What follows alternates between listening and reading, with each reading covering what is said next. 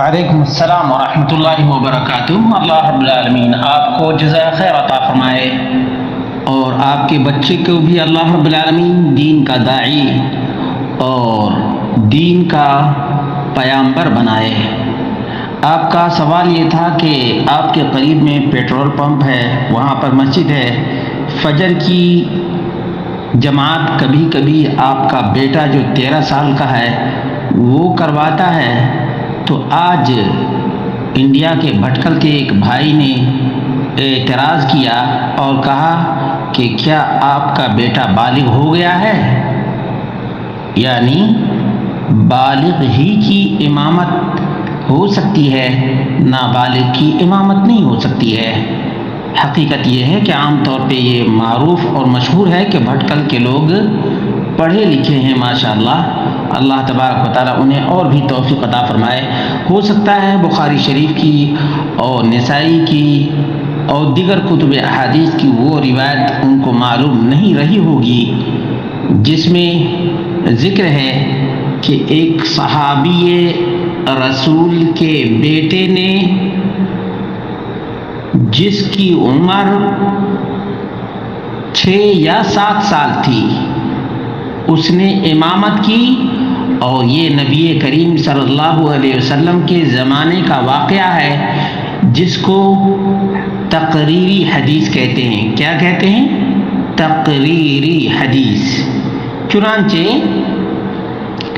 صحیح بخاری میں 4302 نمبر کی روایت ہے اور ابو داؤد میں 585 اور سنن نسائی میں 767 نمبر کی روایت ہے۔ عن عمرو بن سلمة رضی اللہ عنہ قال لما رجع قومی من عند النبي صلی اللہ علیہ وسلم قالوا انه قال ليؤمكم اکثرکم قراءة للقرآن۔ جب میری قوم کے لوگ نبی کریم صلی اللہ علیہ وسلم کے پاس سے آئے تو انہوں نے کہا کہ اللہ کے رسول صلی اللہ علیہ وسلم نے فرمایا ہے تم میں وہ امامت کرے جو قرآن کریم کو زیادہ پڑھنے والا اور زیادہ یاد کرنے والا ہو۔ قال، عمرو بن سلمہ کا بیان ہے، فدعونی، تو لوگوں نے مجھ کو بلایا، فعلمونی الرکوع والسجود، رکوع بھی سکھائے وہ لوگ اور سجدہ بھی۔ فکنت اصلی بہم، تو میں اپنی قوم کی امامت کیا کرتا تھا، تفصیل اس طرح سے ہے، فَإِذَا حَضَرَتِ الصَّلَاةُ فَلْيُؤَذِّنْ أَحَدُكُمْ وَلْيَؤُمَّكُمْ أَكْثَرُكُمْ قُرْآنًا فَنَظَرُوا فَلَمْ يَكُنْ أَحَدٌ أَكْثَرَ قُرْآنًا مِنِّي۔ کہتے ہیں نماز کا وقت ہو گیا، اور جب نماز کا وقت ہو جائے تو تم میں سے جو قرآن کریم زیادہ یاد کرنے والا ہو وہ نماز پڑھائے۔ فنظروا، میری قوم کے لوگوں نے تلاش کیا، دیکھا، فلم یکن احد اکثر قرآنا منی، تو میرے علاوہ کوئی بھی قرآن کریم کو میرے اتنا یاد کرنے والا نہیں تھا۔ لما کنت اتلقى من الرکبان، کیونکہ میں مسافروں سے سیکھ لیا کرتا تھا۔ فقدمونی بین ایدیہم، میری قوم کے لوگوں نے مجھے اپنا امام بنا دیا۔ وانا ابن 6 او 7 سنین، اور میری عمر 6 سال یا 7 سال تھی۔ میری عمر کتنی تھی؟ وانا ابن 6 او 7 سنین۔ دیکھا آپ نے، یہ صحیح بخاری کے الفاظ ہیں، صحیح بخاری کے الفاظ ہیں، اور حدیث نمبر 4302 ہے۔ آپ اس پر غور کریں گے تو بہت سی باتیں معلوم ہوں گی حافظ ابن حجر العسقلانی نے فتح الباری کے اندر لکھا ہے وفی الحدیث حجۃ للشافعیہ، امام شافعی اور ان کے اصحاب کے لیے اس میں دلیل ہے فی امامت الصبی الممیز فی الفریضہ، کہ فرض نمازوں میں نابالغ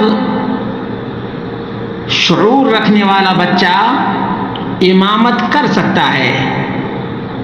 وہی خلافیۃ مشہورۃ ولم ينصف من قال انهم فعلوا ذلك باجتهادهم، اور یہ اختلافی مسئلہ ضرور ہے لیکن ان لوگوں نے انصاف سے کام نہیں لیا ہے جو لوگ یہ کہتے ہیں کہ یہ عمرو بن سلمہ کی قوم کا اجتہاد ہے. وَلَمْ يَطَّلِعِ النَّبِيُّ صلی اللہ علیہ وسلم عَلَى ذَلِكَ لِأَنَّهَا شَهَادَةَ نَفْيٍ، اور نبی کریم صلی اللہ علیہ وسلم کو اس کی آگاہی نہیں ہوئی. لِأَنَّهَا شَهَادَةُ نَفْيٍ وَلِأَنَّ زَمَنَ الْوَحْيِ لَا يَقَعُ التَّقْرِيرُ فِيهِ عَلَى مَا لَا يَجُوزُ، اور جب تک وحی کا سلسلہ جاری تھا تب تک ناجائز پر اقرار نہیں کیا جا سکتا.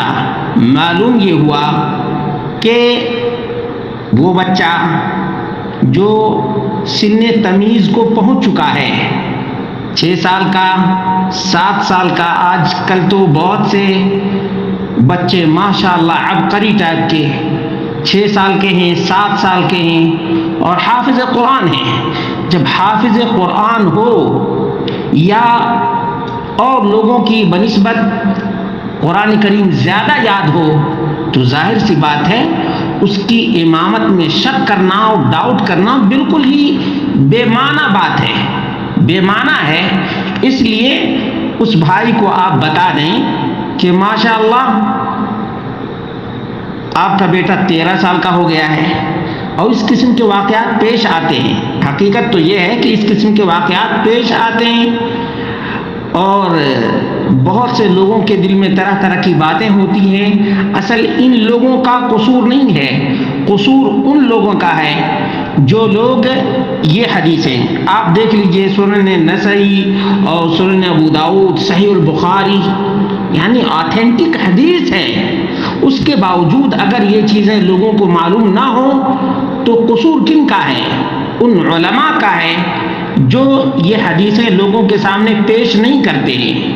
اس لیے آپ کو چاہیے کہ جس بھائی نے اعتراض کیا ہے اس بھائی کے سامنے یہ کئی زبانوں میں صحیح بخاری کے ترجمے موجود ہیں، اسی طرح سے ابو داؤد کا بھی ترجمہ موجود ہے، سنن نسائی کا بھی ترجمہ موجود ہے. تو آپ کھول کر دکھا دیجئے، انشاءاللہ العزیز اس سے بڑا فائدہ ہوگا اور وہ بھی اپنے ان اخوان تک یہ بات پہنچا دیں گے جن کو یہ باتیں معلوم نہیں ہیں. ویسے اللہ رب العالمین سے دعا کرتے ہیں کہ اللہ رب العالمین آپ کے بیٹے کو نیک اور صالح بنائے اور دیگر مسلمانوں کو بھی توفیق عطا فرمائے کہ اپنے بچوں کو قرآن کی ترغیب دلائیں اور قرآن حفظ کروائیں، قرآن کا شغف رکھنے کی ترغیب دیں. اللہ تبارک و تعالی مسلمانوں کو عموماً اور مسلمانوں کے بچوں کو خصوصاً قرآن سے محبت کرنے کی توفیق عطا فرمائے، قرآن کی تلاوت کرنے کی توفیق عطا فرمائے اور قرآن پر تدبر کرنے کی توفیق عطا فرمائے، قرآن کے مطابق عقیدہ اور عمل بنانے کی توفیق ارزانی عطا فرمائے.